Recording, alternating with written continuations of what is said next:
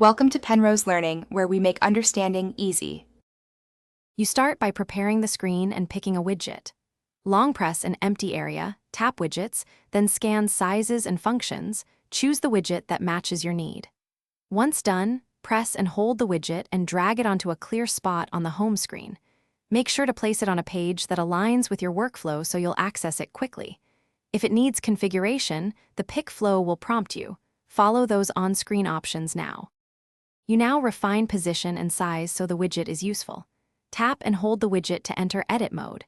Drag to reposition, drag corners or edges to resize according to available grid cells.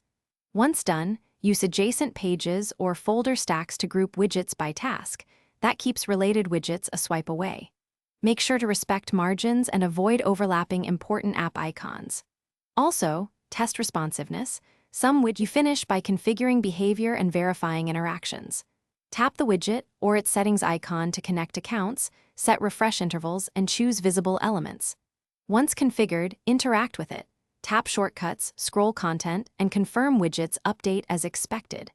Make sure to lock the home layout if your launcher offers it so accidental moves are avoided. If something breaks, remove and re-add the widget, clear the host app cache, or restart the device to resolve common refresh and display issues.